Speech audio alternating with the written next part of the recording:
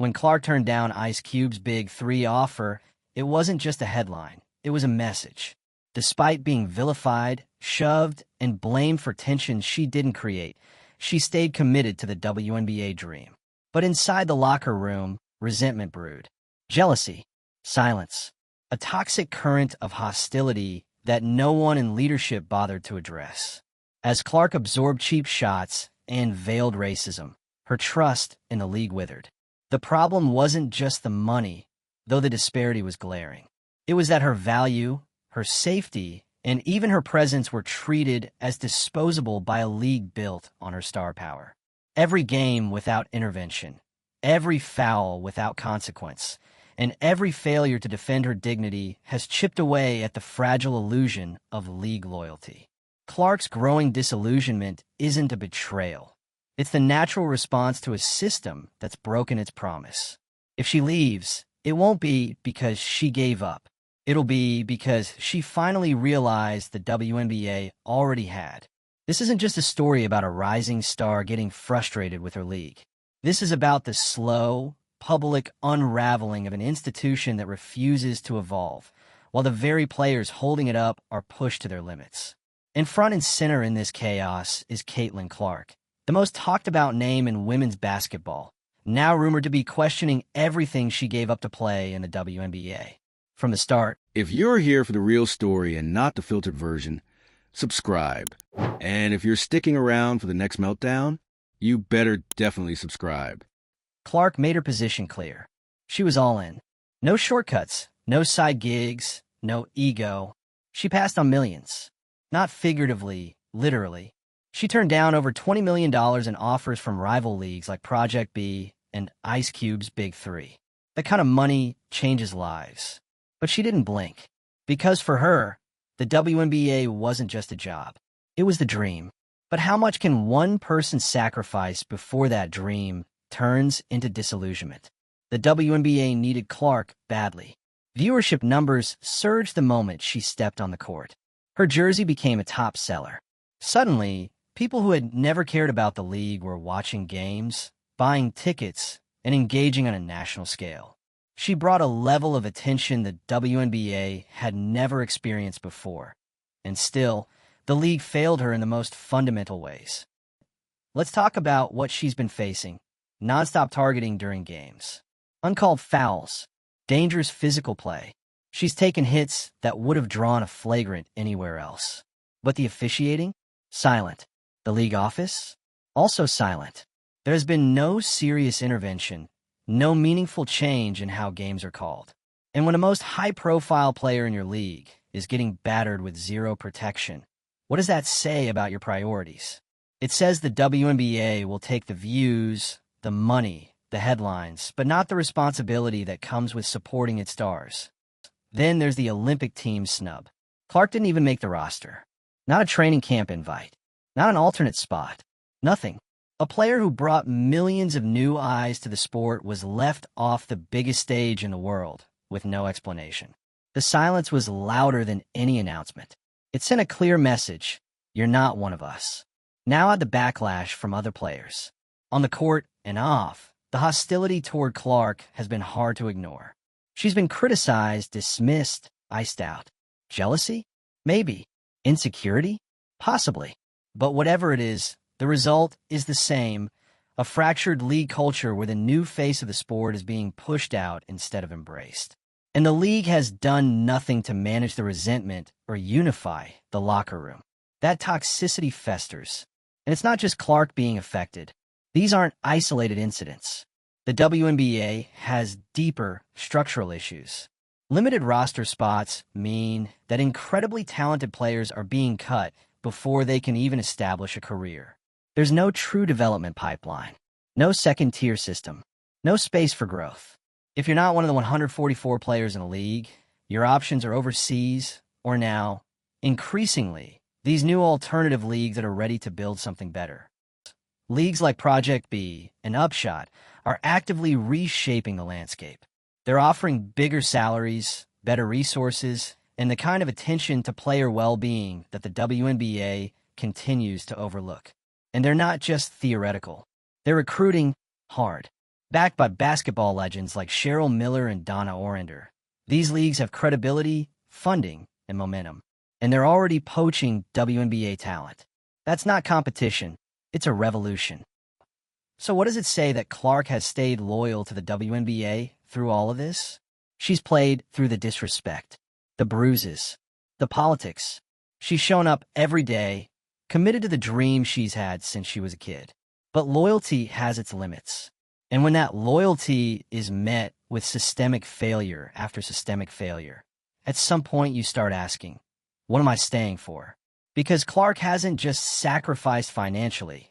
She's sacrificed her peace, her safety, her voice, all to uphold a league that still hasn't figured out how to support its best players. That kind of sacrifice becomes impossible to justify when other options start offering not only the money, but the respect. And here's where the G League bombshell drops. The potential of Caitlin Clark walking away from the WNBA is no longer a fringe theory. It's a serious, looming possibility. The offers are back on the table. The alternative leagues are more stable than ever. And the league's failure to adapt may have just opened the door wide enough for Clark to walk through it. This isn't about betrayal. It's about survival. Because while Clark was trying to carry the league on her back, the league was too busy squabbling, mismanaging, and promoting its own brand to notice the damage being done. Commissioner Kathy Engelbert has failed to lead in a moment that demanded leadership. Whether it's the officiating problems, the Olympic team mess, or the internal player dynamics, the lack of response has been consistent and damning. Clark's exit would be a tipping point, a symbolic collapse of what the league claimed to be. Her departure wouldn't just be about her. It would be a broader statement about how the WNBA treats its talent and whether it deserves that talent in the first place. So what happens next? If Clark leaves, the league loses its biggest draw. Fans lose trust. Sponsors start asking questions. And other players, especially those teetering on the edge, start looking at their own options. Because once one person opens the door, everyone starts walking through. The WNBA had the chance to build around Caitlin Clark, to make her the foundation of a new era. But instead, it held on to old structures, old resentments, and outdated systems. And when you do that, you don't just lose a player. You lose the future. There's still time, but not much. The league can choose to evolve. It can protect its players, invest in development, and start creating a culture that fosters growth instead of conflict. But if they don't, Clark leaving won't be a tragedy. It'll be justice. Because at the end of the day, what has she gotten in return for her loyalty? She turned down the kind of money most people never see. She gave the league record-breaking viewership. And in exchange, she got targeted, disrespected, and left out. That's not a career path. It's a cautionary tale. So, when she finally decides to leave, and right now, it really feels like that decision is coming, just know it wasn't an impulsive move. It was years in the making, fueled by a league that forgot who made the sacrifices and who kept showing up. If you're watching this and feeling the same frustration, hit that like button. Drop a comment. Should Caitlin Clark stay, or is it time to go? And make sure to subscribe because this story is far from over. The cracks are growing, the pressure's building, and when the dam finally breaks, we'll be right here breaking it down. At this point, Caitlin Clark walking away from the WNBA wouldn't be a shock. It would be a power move. Not out of spite, not out of ego, but out of sheer necessity. Because loyalty only works when it goes both ways. And right now, that balance is broken. Clark gave everything to this league. She could have taken the guaranteed millions from Project B or the flashy offer from Ice Cube's Big Three, but she didn't. She chose the WNBA. She chose tradition. She chose legacy. That kind of emotional loyalty, it's rare, especially in an era where players are finally waking up to how disposable they are in systems that don't protect them. But you can only keep giving when something's being returned. And right now, Clark is getting absolutely nothing back, except bruises, disrespect, and silence. Let's start with the treatment she's received on the court. The level of physical abuse she's taken in her rookie season is outrageous. And no, it's not welcome to the pros. It's not initiation. It's not just how the game is. It's targeted, excessive, and deliberate. These aren't hard screens or contested plays. These are hits. Blatant, dangerous fouls that somehow don't get called. The league's refusal to protect her sends a message to every other player. Go ahead, hit her. There won't be consequences. It's reckless. And it's transparent. And when the fouls pile up, what does the league do? Nothing. No statements. No clarifications. No support. Just silence. Because if they acknowledge it, then they have to act on it. And acting would mean confronting uncomfortable truths. That their officiating is inconsistent, that their stars aren't protected, and that the league is failing the very players it depends on. And it's not just the officiating. It's the optics. The fact that Clark is constantly under fire, verbally and physically, while the league rides the wave of her popularity without defending her publicly. That's exploitation. Straight up. Then there's the locker room culture. The tension among players has been bubbling since day one. Whether it's resentment over Clark's fame, racial undercurrents, or just old-school gatekeeping, the vibe is icy at best and hostile at worst. And leadership has done nothing to cool it down. When you're the new face of the league and half the veterans won't even stand up for you, or worse, actively criticize you, you need your league office to step in, to unify, to mediate, to remind everyone that the league's success is collective. But that hasn't happened. Clark's presence has exposed just how fragile the league's internal culture is. And rather than addressing it, leadership's chosen to ignore it, hoping it'll sort itself out. Spoiler, it won't. And then there's the Olympic situation. Getting left off that roster was bigger than just a basketball decision. It was symbolic. Clark didn't just get snubbed. She got iced out without explanation. No press conference. No transparency. Just a quiet list drop, and there she wasn't. This is a player who revitalized national interest in women's basketball. She made it cool. She brought in new fans, new sponsors, new energy. She deserved to be there. If not for her stats, then for her impact. But the decision-makers didn't even pretend to consider her. And the league? Again, dead silent. What is she supposed to think? Because at a certain point, this doesn't look like oversight. It looks like rejection. And while all this is going down, alternative leagues are sitting back, watching the WNBA fumble the bag in real time. And they're not waiting to pounce. They're already moving. Project B, Upshot, even overseas teams. They're offering money, sure, but they're also offering what the WNBA can't right now: respect. These leagues are being built with athletes in mind. They're investing in infrastructure, health, development, and fair contracts. They see the value in players like Clark and want to build around them, not box them in. And here's the kicker. These aren't empty promises. They're backed by names like Cheryl Miller and Donna Orender, people who know the game and understand what athletes actually need to thrive. They're not running PR campaigns. They're building sustainable, forward-thinking models for what women's basketball can be. And the WNBA, as it stands, it's vulnerable. Roster limitations, lack of development space, inconsistent leadership, it's all creating a pressure cooker. And the fuse is getting shorter. If Clark leaves, it won't be some shocking betrayal. It'll be the logical next step in a series of moves the league has forced her to consider. Every silence, every foul, every failure to speak up, it all adds up. And once she's gone, she's not coming back. Because this isn't about just one season. It's about long-term trajectory. Clark is young, driven, and smart. She knows her worth. And the minute another league offers her a chance to play, grow, earn, and be protected, that's it. That's the move. And the fallout will be massive. Because the WNBA is already under strain. Every ticket sale, every broadcast deal, every sponsorship has been riding the Clark wave. And if that wave crashes, the league could be looking at a reset it's not prepared for. It would also be a warning to future stars. This is how the league treats its biggest draw. Proceed with caution. And let's be clear, it didn't have to be this way. Clark gave the league everything. She was the perfect player to rally around. She stayed loyal. She worked hard. She absorbed the hate. She didn't complain. She didn't throw anyone under the bus. She just kept playing. And the league kept taking. And now, with other leagues rising fast and offering safer, more supportive environments, the WNBA's weaknesses are no longer hypothetical. They're exposed. If Caitlin Clark decides to walk away, it won't be a scandal. It'll be a case study. A blueprint for how not to treat your stars. A cautionary tale for future leadership. And once that story's written, there's no editing it. So what does this all come down to? Clark's situation is the result of years of systemic failure, compressed into a single, high-stakes moment.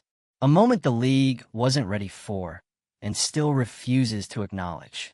They had the future of women's basketball in their hands, and they might be watching her walk away. Because the question isn't, will she leave anymore? It's, why would she stay? At some point, the silence becomes louder than the applause. And for Caitlin Clark, that's silence, coming from league executives, from her fellow players, from the very infrastructure she's tried so hard to elevate, is deafening.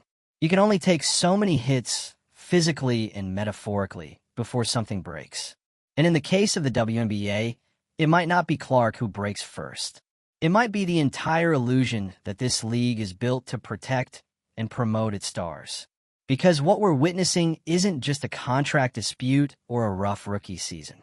It's a slow-motion collapse of a system that refused to modernize, even when the most bankable player in its history walked through the door. Caitlin Clark should have been the league's golden era. A fresh start, a new chapter. Instead, she's become the ultimate test. Can the WNBA handle success? So far, the answer is a hesitant no. Let's be real. No one expected Clark to face an easy road. She's white, she's from the Midwest, she's the media darling, and all of that, rightly or wrongly, comes with scrutiny. The pressure was always going to be massive. But the league didn't alleviate that pressure. It amplified it. They put her face on every promo. They used her name to boost ticket sales. They built entire marketing campaigns around her. And then, when she became a lightning rod for criticism, they vanished. When the hits came, where was the commissioner? When the Olympic list dropped without her name, where was the justification? When fans were outraged over the lack of calls protecting her, where was the league's statement? Nowhere. Over and over again, nowhere. It's leadership malpractice. Commissioner Kathy Engelbert isn't just failing Caitlin Clark. She's failing the league. This isn't about one star getting special treatment. It's about creating a stable, fair, professional environment where any star can thrive. Where players aren't caught in the middle of political optics, uneven enforcement, and decades-old resentment. But right now, that's exactly where Clark is. And while the league hesitates, other entities are moving. Project B and Upshot aren't asking for legacy or loyalty. They're offering structure. They're offering salaries that actually reflect a player's value. They're offering something the WNBA still hasn't figured out: agency. Clark has that agency, and she's earned it. She's turned down more money than most players, men or women, will ever see. And not just a little more. We're talking over $20 million left on the table, so she could chase the childhood dream of playing in the WNBA. And that dream? It's turning into a PR disaster. Because every game she plays now comes with the risk of injury, humiliation, or some fresh controversy she never asked for. A hard foul that goes unchecked. A post-game quote taken out of context. A debate shows her leadership. And again, silence from the league. It's not that she's untouchable. It's that she's unsupported. And that's dangerous. Not just for Clark, but for the league's image. Because when fans see the most popular player being mistreated, they don't think she can handle it. They think, why would I support this? And once you lose the fans, you lose everything. Sponsors, networks, brands, they don't invest in broken systems. They invest in growth, in stability, in people who know how to capitalize on momentum. Right now, the only people showing that kind of foresight are the ones outside the WNBA. That's the real threat. Not Project B, not Upshot, not Ice Cube's league momentum. The WNBA is losing it fast. Clark leaving would feel like a gut punch to fans, yes, but it would also be a turning point. A moment when other players start realizing they have options, that they don't have to settle for being ignored, underpaid, and thrown under the bus while their image is plastered everywhere. And it's not just about money. It's about environment. Clark's every move is dissected in real time, not just by fans, but by other players. Teammates and opponents alike have thrown subtle, and not so subtle, shade her way. There's tension, there's resentment, and leadership has done nothing to de-escalate it. Instead, it festers. And every missed call, every cold shoulder, every backhanded compliment adds fuel to the fire. The WNBA had a window to build unity around Clark, to say, she's here, and we're all going to rise with her. Instead, they allowed a narrative to build that she's an outsider, that her success is undeserved, that her presence is a disruption. And maybe it is a disruption, but in a good way. Disruption is what sports needs to grow. Disruption is how legends are born. And instead of harnessing it, the league seems committed to shutting it down. So yeah, if Clark leaves, it's not because she couldn't take the heat. It's because everyone else refused to acknowledge the fire. And when she's gone, when the empty seats show up, when the headlines fade, when the casual fans stop watching, it won't be because she was overrated. It'll be because she was wasted. Let's talk impact. Her departure would be a media earthquake. Broadcast partners? On edge. They invested in a rising product. If the star leaves, the story vanishes. Sponsorship deals? In jeopardy. Brands aligned with her success aren't interested in a league that feels fractured. Viewership? Good luck. Clark brought millions to the table. You don't replace that with a training camp hopeful. You can't overstate what's at stake here. Clark leaving wouldn't just expose the WNBA's flaws. It would spotlight the viability of the competition. Project B and Upshot wouldn't be fringe startups anymore. They'd be the leagues that got it right. And in sports, perception becomes reality really fast. The second a star says, I'm done with this, the floodgates open. Not just players, but fans, investors, talent scouts. They all start asking questions. And that's the part no one in the WNBA seems ready for. Because this isn't about losing Caitlin Clark. It's about losing what she represents. Opportunity, growth, change. The very things the WNBA says it wants, but consistently fails to nurture. At the end of the day, Clark's loyalty bought the league time. But time's up. She held the door open. She gave him everything. Her image, her energy, her influence. And in return, a wall of silence and a league culture that feels more like high school drama than professional sports. So if she leaves, don't say she gave up. Don't say she sold out.